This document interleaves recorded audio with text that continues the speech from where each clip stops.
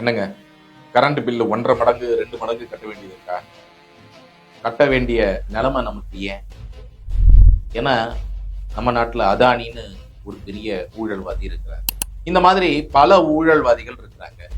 இவங்கெல்லாம் சம்பாதிக்க வேணாம், இவங்கெல்லாம் இந்த முறைகேடு செய்ய வேணாமா? அப்ப அதுக்கு நீங்க 1.5 மடங்கு 2 மடங்கு கொடுக்கறதுல தப்பு இல்லை இல்லையா?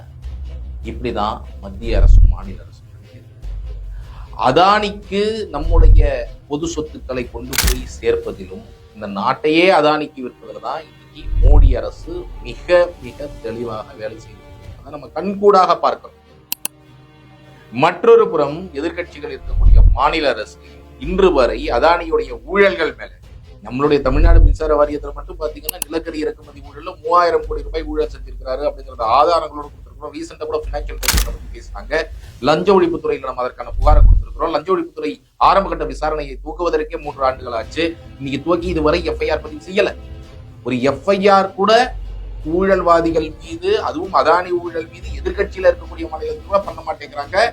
ஆனா அதற்கு பதிலா அந்த அதானியுடைய ஊழல் பணத்தை உங்க தலைமையிலையும் என் தலைமையிலையும் கரண்ட் பில்லாக வைக்கிறாங்க. நாம ஏங்க அதிகமாக கட்டணும்? நாம ஏன் கரண்ட் பில் அதிகமாக கட்டணும்? கரண்ட் பில்லை குறைக்கிறதுக்கு கேட்போம். அதானி ஊழல்கள் மேல நாடு பூராவும் அவர்கள் செய்யக்கூடிய ஊழல்கள் மேல ஹிண்டன்பர்க் ரிசர்ச் வந்தது. அதற்கு பிறகு நம்மளுடைய நிலக்கரி இறக்குமதி ஊழல்கள் இவ்வளவு ஆதாரங்கள் நம்ம கொடுத்திருக்கிறோம். பினான்சியல் டைம்ஸ்ல அதற்கு பிறகு வந்து தற்பொழுது யூஎஸ்ல கூட எப்படி சொல்லியிருக்கிறாங்க, இண்டெக்ட் பண்ணி ரொம்ப தெளிவாக அவர்கள் லஞ்சம் கொடுக்க 2000 கோடி ரூபாய்க்கு மேல லஞ்சம் கொடுக்க முற்பட்டு இருக்கிறாங்க. அப்போ இவ்வளவு ஊழல்கள் என்ன வேணா செய்வாங்க, கடைசியில இந்த லஞ்ச பணம் லஞ்சமா 2000 கோடி ரூபாய் கொடுக்க முற்பட்டாங்க, கொடுத்தாங்கன்னா அது கடைசியில யார் தலைமையில விழும்? உங்க தலைமையிலையும் என் தலைமையிலையும் கரண்ட் பில்லா விழும். அப்போ ஃபியூச்சர்ல திரும்ப திரும்ப கரண்ட் பில் ஏறிக்கிட்டே இருக்கும் மிகப்பெரிய அளவுல. யார் பாதிக்கப்பட போறாங்க? இதனால மக்களாகிய நாம அனைவரும் தான் பாதிக்கப்படும். நிலக்கரி இறக்குமதி ஊழல்ல தமிழ்நாட்டில் மட்டுமே அதானி அடித்த பணம் 3000 கோடி ரூபாய். இந்தியா முழுக்க அது எவ்வளவு இருக்கும்? எவ்வளவு 1000 கோடி இருக்கும். அப்போ இதை மேல மத்திய அரசு ஒரு எஃப்ஐஆர் பதிவு செய்து விசாரிச்சிருக்க வேண்டாமா? மாநில அரசு ஒரு எஃப்ஐஆர் பதிவு செய்து விசாரிக்க வேண்டாமா? இதை கேட்பதற்காக மத்திய அரசையும் மாநில அரசையும் அதானி ஊழல் மீது நடவடிக்கை எடுங்க அப்படிங்கிறத நம்ம மிக சத்தமாக இவர்கள் அனைவருக்கும் கேட்கும் வண்ணம் ஒரு போராட்டம், ஜனநாயகத்துல போராட்டம் என்பது மிக மிக முக்கியமான ஒரு வடிவம். அப்போ ஜனவரி 5ஆம் தேதி நம்மளுடைய சென்னையில இதற்காக அதானியின் இந்த ஊழலை எதிர்த்து நம்மளுடைய கரண்ட் பில்லை நீங்க குறைங்க, அந்த பணத்தை அதானி போன்ற ஊழல்வாதிகளிடம் இருந்து யாரெல்லாம் ஊழல் செஞ்சிருக்கிறாங்களோ, அது அதானி மட்டுமல்ல, மற்ற யாரெல்லாம் ஊழல் செய்திருக்கிறாங்களோ மின்சார வாரியத்துல அனைத்து ஊழல்வாதிகளிடம் இருந்தும் மீட்டெடுங்க, மக்கள் தலைமையில வைக்காதீங்க.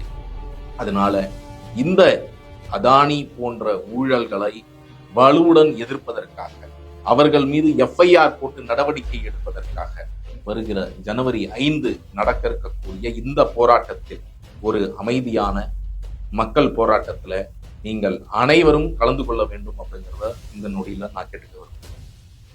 அதே நேரத்துல இது போன்ற ஒரு போராட்டத்தை நாம் எப்படி திட்டமிடுவோம், நாம் எப்படி செய்ய போகிறோம் அப்படிங்கிறதுக்கான நம்மளுடைய தன்னார்வலர் திட்டமிடல் கூட்டம், அறப்போர் தன்னார்வலர்கள் எல்லாரும் நோட் பண்ணிக்கோங்க. வருகிற ஞாயிற்றுக்கிழமை டிசம்பர் 15ஆம் தேதி மாலை 5 மணிக்கு அறப்போர் அலுவலகத்துல நாம இந்த அதானி ஊழல்களுக்கு எதிரான போராட்டம், மத்திய அரசையும் மாநில அரசையும் எஃப்ஐஆர் பதிவு செய்ய கேட்கிற போராட்டம், நாம ஏற்கனவே புகார் கொடுத்து அதன் மீது எஃப்ஐஆர் பதிவு செய்யாம ஏன் இவ்வளவு நாளா வச்சிருக்கீங்க கேட்கறதுக்கான அந்த போராட்டத்திற்கான திட்டமிடல் கூட்டம் வருகிற ஞாயிற்றுக்கிழமை மாலை 5 மணிக்கு நம்ம அறப்போர் அலுவலகத்தில் நடக்கிறது.